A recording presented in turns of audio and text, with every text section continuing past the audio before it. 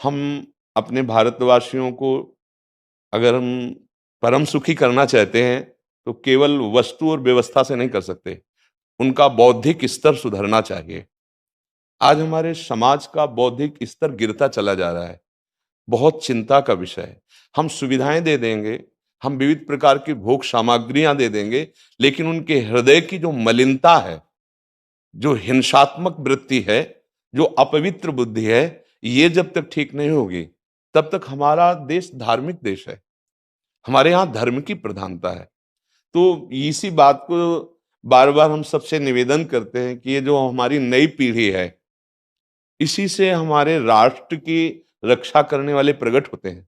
जो विद्यार्थी जन है, उन्हीं में कोई एमएलए बनता है, उन्हीं में कोई सांसद बनता है, उन्हीं में कोई मुख्यमंत्री बनता है, उन्हीं में कोई राष्ट्रपति या प्रधानमंत्री उन्हीं में अपने लोग भी सब थे। अब हमारी शिक्षा केवल आधुनिकता का स्वरूप लेती जाए और व्यभिचार प्रवृत्ति, व्यसन प्रवृत्ति, हिंसा प्रवृत्ति, ये नई पीढ़ी में देखकर बहुत असंतोष हृदय में होता है। इसीलिए कितनी भी शरीर में पीड़ा हो, हम प्रयास करते हैं जितने से जितने सामने हमारे भगवत स्वरूप जन आते हैं, पहले बुद्धि शुद्ध होनी चाहिए। मय्येव मन आदत्स्व मयि बुद्धिम निवेश है, तो निवशिष्यति मय्येव अत ऊर्ध्वम न संशया। तू मेरे में ही निवास करेगा, अर्थात भगवदानंद में। अविनाशी जीव कभी भोग विलास में तृप्त हो ही नहीं सकता। हम अगर अपने राष्ट्र की विशेष सेवा, तो हमारे धर्म का परिचय, जैसे आप जन करते हैं, धर्म का हमारा क्या स्वरूप है, हमारे जीवन का लक्ष्य क्या है।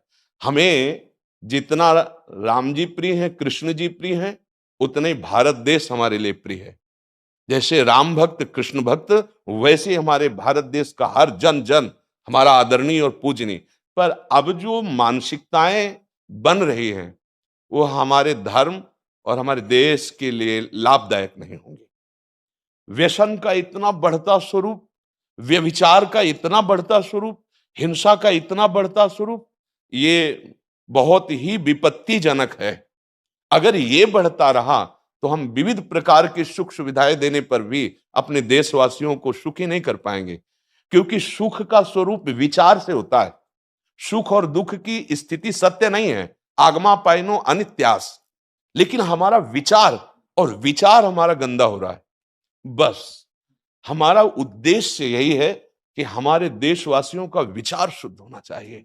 अगर विचार शुद्ध है तो राष्ट्र प्रियता, जन सेवा, समाज सेवा, ये सब स्वाभाविक होने लगेगा। और विचार अशुद्ध है तो सुविधाएं बहुत हैं, उनका दुरुपयोग हो रहा है। तो बस आप सबसे बड़े बड़े जो उपदेष्टा जन हैं, जो बड़े बड़े धर्म की रक्षा के लिए भगवान ने जिनको भेजा है, उन सबसे यही प्रार्थना है कि सब व्यवस्था करते हुए हमारे देशवासियों की बुद्धि अध्यात्म को समझे। बिना अध्यात्म को समझे दुख सुख की समानता बिना किए परम सुख का अनुभव हो ही नहीं सकता। इस मायाकृत भोग पदार्थों को भगवान ने दुख योनया कहा है। मानो एक बोर्ड लगा दिया, दुखालयम अशाश्वतम। और हम सब यही चाहते हैं कि लौकिक भोगों को भोगने से ही हमारा राष्ट्र सुखी हो जाएगा या हम सुखी हो जाएंगे। नहीं, लौकिक भोगों को पूजन सामग्री बना करके और साध्य सच्चिदानंद प्रभु को रखा जाए तो आनंद की उमंगन हो जाएगी। बहुत सुंदर मानव जीवन का स्वरूप है, जिसे देव दुर्लभ कहा गया।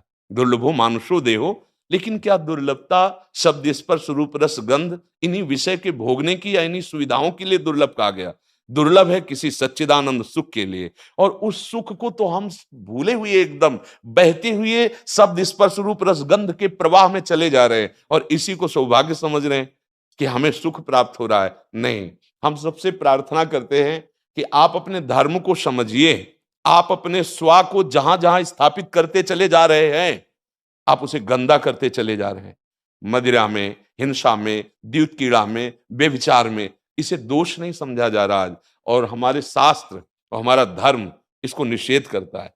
कलयुग की स्थिति बताई गई है। छोटे छोटे बच्चे व्यसन करने में लग गए। आज स्कूली विद्यार्थी जिनको ब्रह्मचर्य से पुष्ट होना चाहिए, वो ब्रह्मचर्य नष्ट कर रहे हैं। ये बड़ा चिंता का विषय है। हमारे देश के लिए जो जवान चाहिए, हमारे देश के लिए जो भक्ति चाहिए, उसमें बुद्धि और शरीर बल दोनों होना चाहिए। शरीर बल क्षीण हो रहा है क्योंकि व्यभिचार प्रवृत्ति में बहुत कमजोर अवस्था में, जैसे गेहूं की फसल है और गलेथ में काट ली जाए तो ना दाना मिलेगा ना सही भूस मिलेगा। ऐसे ही 20 वर्ष की अवस्था तक यदि ब्रह्मचर्य नष्ट कर दिया जाए तो वो गृहस्थ के योग्य में नहीं रह सकता। राष्ट्र सेवा की क्या बात है। हमारे राष्ट्र सेवा के लिए बहुत विशाल हृदय की आवश्यकता है। हमारे शरीर को बहुत स्वस्थ रखने की आवश्यकता है, तभी हम समाज सेवा, राष्ट्र सेवा। तो शरीर और बुद्धि दोनों का स्वस्थ होना बहुत आवश्यक है। तो शरीर को तो नष्ट किया जा रहा है विषय भोगों में। लोग समझने लगे हैं कि मांस खाने से हमारा स्वास्थ्य अच्छा रहेगा, हम बलवान बनेंगे। अध्यात्म बल नहीं तो तेरे शरीर की चर्बी बढ़ा ले, लेकिन तू न काम पर विजय प्राप्त कर सकता, न क्रोध पर, न लोभ पर, न मोह पर, न हिंसा पर। फिर क्या जीवन। तो इसीलिए हमारा बार बार हृदय में सबसे प्रार्थना है, जिस संत भगवान भी आते हैं, कि देखो इस समय आवश्यकता विचार शुद्ध करने की है, आहार शुद्ध करने की है, आचरण शुद्ध करने की है। हमारे देश ने चरित्र की पूजा की है। रावण किसी बात में कम नहीं था। आज भी कोई शिव अगर अभिषेक होता है तो तांडव स्तोत्र उसी का गाया जाता है। जटाटवी गलत ज्वल प्रभा पावित स्थले। ऐसा विद्वान और ऐसा बलवान जो 20 बार जैसे झूला आराध्य देव को झुलाया जाए, ऐसे महादेव सहित पार्वती को बाजुओं पे झुलाया, वो महाबली चरित्रहीन हो गया तो अपने देशवासियों ने राक्षस कह दिया उसको। चरित्र, आज हम चरित्र पर ध्यान ही नहीं दे रहे। चरित्र बेचना मतलब कोई समझ में नहीं आ रहा। छोटे छोटे बच्चे चरित्रहीन हो रहे हैं। हमारा राष्ट्र संकट में पड़ जाएगा अगर हमारे बच्चे व्यवस्थित नहीं हुए, उनकी बुद्धि शुद्ध नहीं हुई, उनका स्वास्थ्य ठीक नहीं रहा। कौन आगे चल कर के है? यही पीढ़ी तो है ना। इन्हीं में से तो निकलते हैं हमारे राष्ट्र भक्त, भगवत भक्त, देश सेवी। तो सबसे यही प्रार्थना है कि हमारे नई पीढ़ी को सुधारा जाए।